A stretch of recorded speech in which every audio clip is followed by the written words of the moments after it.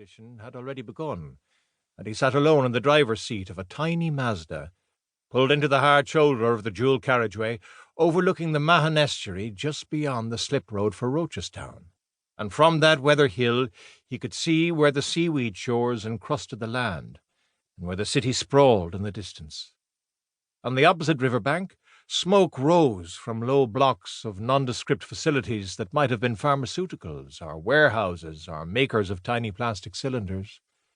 And he saw the marshland, the river, the slip roads and flyovers, the castle, the docklands, and rising out of the city's roof stacks and steeples and aerials, the radio station's mast, the beacon. And it was all the same, but it was utterly different. "Come on, will you, Tony?" A voice boomed. And when he turned, there was the giant head of a man in the back seat, bald and bearded, cross-eyed, gaping at him. "I must get back to Ireland for me funeral," the head said. It was just a head, filling the back seat on the passenger side. "I fucking hate London," it said. Was its voice coming from the back seat or the radio speakers? "I will not be buried here again." But we're in Ireland, Tony pointed out, reasonably, via the rear-view mirror. "We're in Cork." In the mirror he saw, next to the head, a gaunt woman he did not know, or did not know he knew. She was all bone and wrinkle.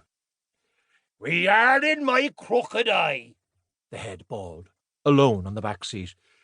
"Drive on to fuck." But Tony didn't know how to drive. Though he pressed the accelerator with his foot, the car wouldn't budge, just revving, just noise. "What are these boxes next to me?" the head brusquely asked. "They reek of age." Tony looked in the rear view and saw his vinyl collection all boxed up, collected first in London, 50p a record in the basement of a place in Greenwich, and added to then throughout the years. "That's the collected," he told the giant head. "The collected what?" "My records. I collect records. Music?" "Ah, music. The music of what happens. That's what I liked best when I was... How long till we're back in Ireland?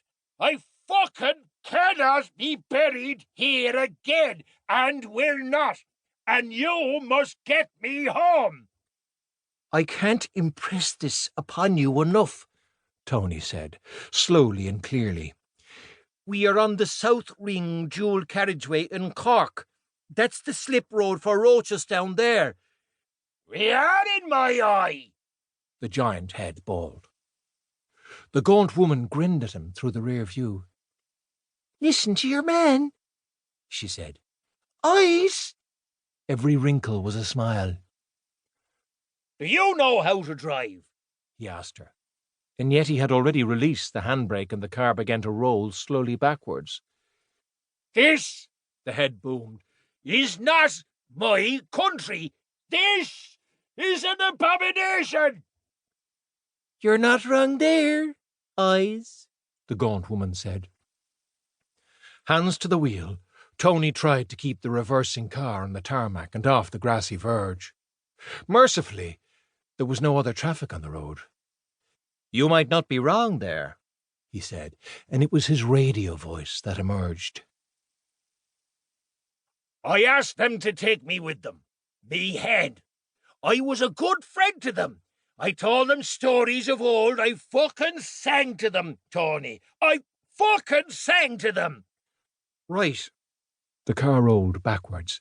Tony's whole being felt braced. "Me, a giant. And what did they do? Let's. Don't open the door," I said. "God knows where they are now." They rumbled into the verge, and the box of vinyl bounced violently. "Sorry about that," Tony said. "Doing my best here." "Get us home quick, Anthony, before I'm fucking buried again. 80 joyous years me whole." "Where is home, though?" Tony asked, the radio voice again.